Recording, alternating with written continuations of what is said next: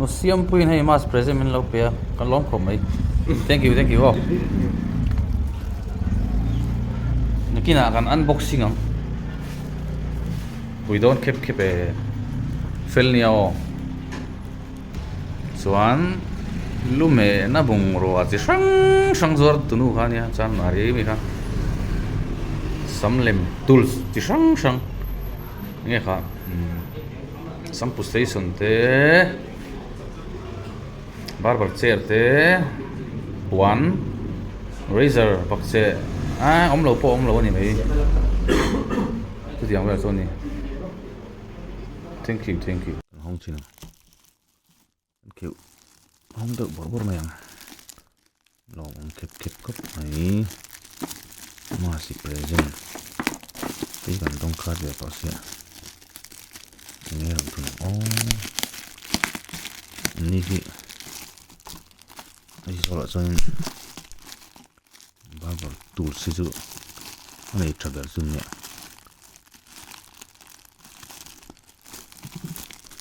ka in ve to na chon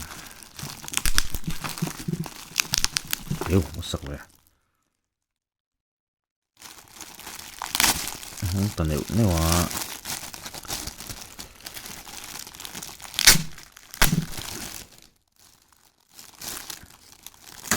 eu cho đón về kip này đó nè nghe ở mảng ô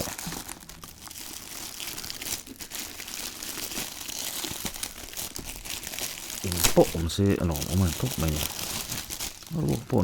này sẽ lòng ông hai cái này bố giống hết bộ này lòng ông thầm sim còn tin chứ nào rủi mẹ nè gì bảo thị tôi làm mỏng nghe ế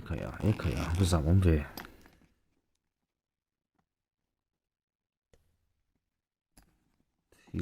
thị cần đông khát của con giảm mày đâu lòng này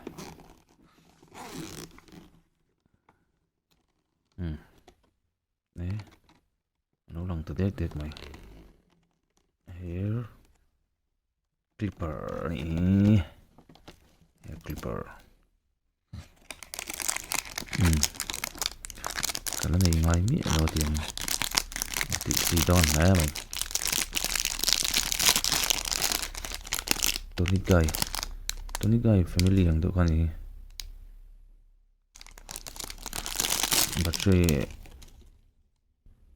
battery move kan ni ang chi kan ni karing ani lo ni hi chuan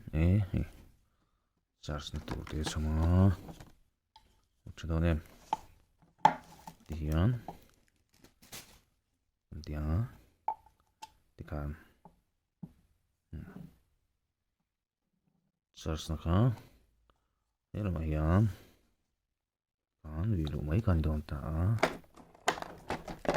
cable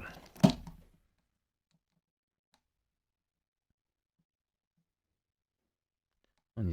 zong lo te om don ta kya sorry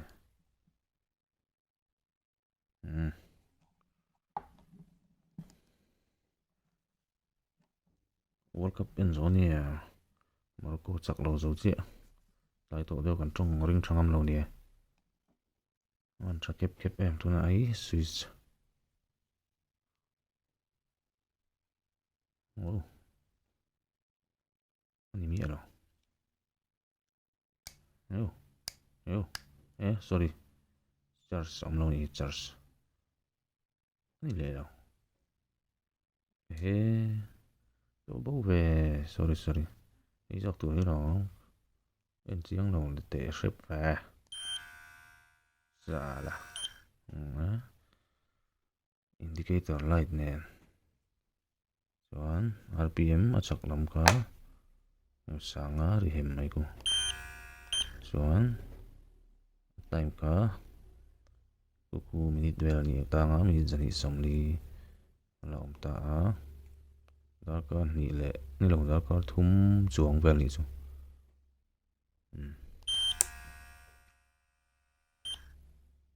đã cá lý rộng một lẽ hạ thác tắc vốn là nuông rau gì cả lỏng đấy xiêm bụi thì bông rồi hình này trả ấy cho là số in barber tools nghe này trả bớt bao nhiêu nó đó chú chú giờ luôn nè phải luôn nè in bộ đồ chỉ na mass present thì mình phải chất chất cốc mấy chuan ấy anh ấy thép mình soft anh nào mi rồi vốn là nuông rap mấy hi là hiện thằng thèm chỉ còn ta hi tiếng hi còn thằng đón chuan ta hiện là mấy cái elang là hiện bọc đồ nhá là mi chỗ sáng á tiếng hậu có sim mà tiếng hậu ha sim chung được không ta thì phải làm việc video đó là để bọn ta chịu tốt thôi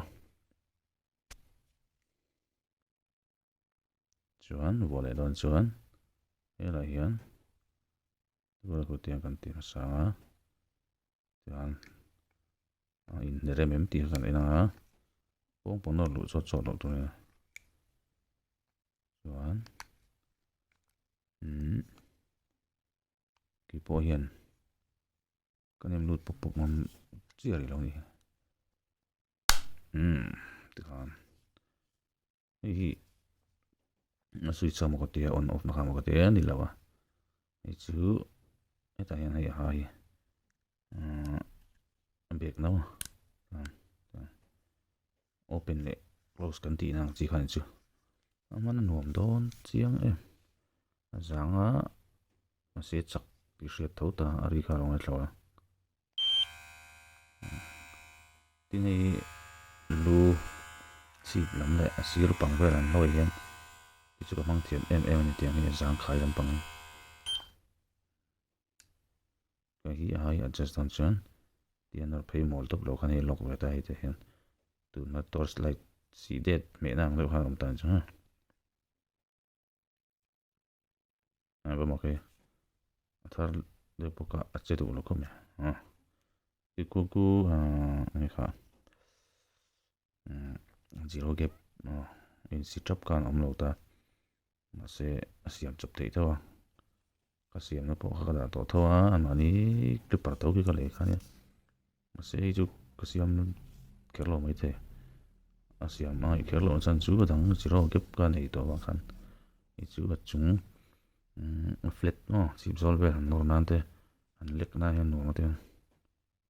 bộ cả chuan kan feita zero gap to guard half guard ni nei carvel te an toy ma na hian no em ni tiang te ma chu chan chu te gerang kan ni beta ti kan ger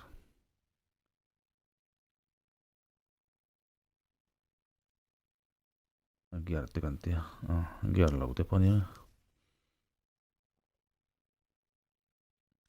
chuan hi chu en lo kong model hi 958 volt ko 3.5 mA sang khat watt sari dan chu dan ku chu kan chia lo mayang chuan tuna accessories chom te kan thlir ba to hi oil kan ta trong tu chilo anh oil chu aron som hi chu a bo zo tlang pui tri na chuan hi po hi a bu ni correct lik nual me kuak chan chu kan hri to big chong lo le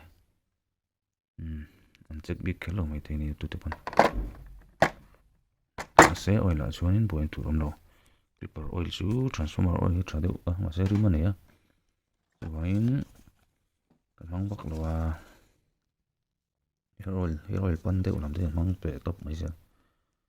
chuanin hi guidebook kan ta ai kaya kan ko tong ni lo tlet mai chiar le te lo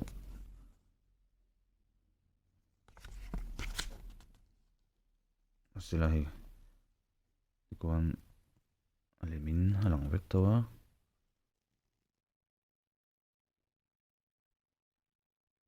tiang vel khalo ni ta chuan gat ka hi gat number 12 4 man lo ani lo ka 9 6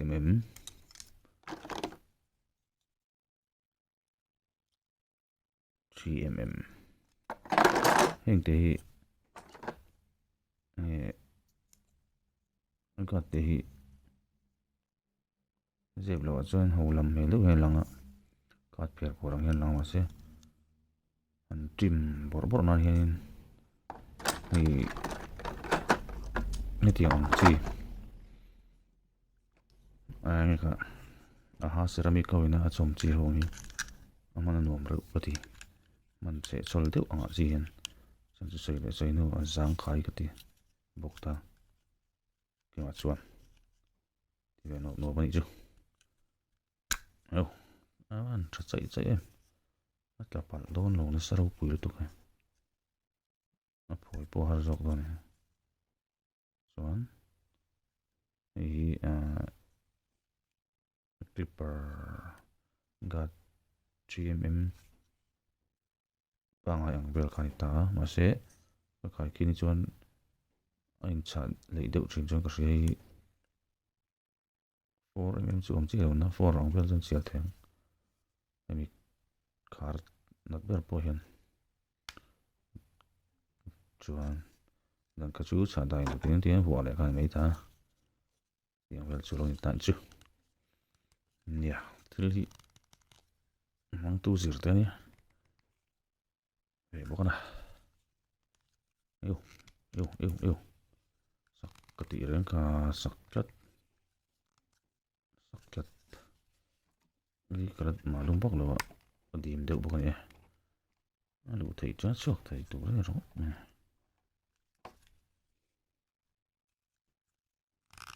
sala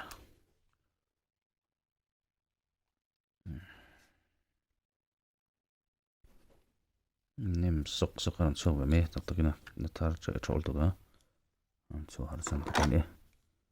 chuan ti kha nei bom nal thal tuk mai har chom bok tan em na aman tur ka chu kan hrelo atlom don lutuk lom le mai siam pui te kha kan soi photo a chan mari a chuanin tini kan te west pan thlak na biak in thlang sa nge kan tiang one way atang kal khan sarep zor na bula tanga pen thlak khan koi chak lama kong kuala tak khan kong chunga am ta thir cherna chem cherna bel chunga khan chu zot bela zau thina kan bazar ve thina chung ti chu customer te min lo dot ve em ni hi lo tak ani hei mass present nom don zai lekan o mazang khai chak ton indicator light nen ka mana no mani o te ni obon pon no mai na wi lo le na tin alian berbori bol thlak ve thina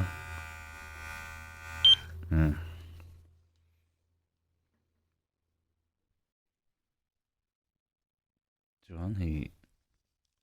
switch on off na kan ti to ta on chi khan lo lang ta nong ta battery life ko langa rpm na chak lam po lang ta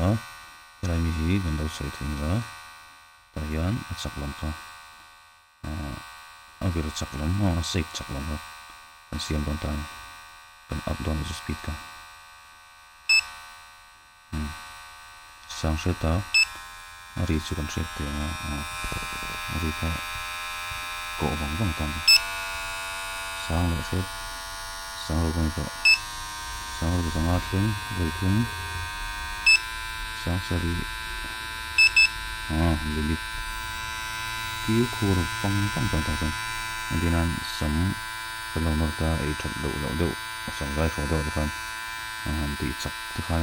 ai tlang nom le tin ta or ku thlak nat ngai hun lai ten ane bun bun ngai la te chuan a soft de tam ti du le chuan ti khan ti hian le na kha sang la kha minimum kai ta a hian ta kha wi a hian in tinan sine kan sai a kon fei ta kan lak rol don te khanin RPM speed sang lo khan ti chi lo ta niam a khan kan ti khan zai ei kim lo sin te te kha speed niam a khan tin kan va shoot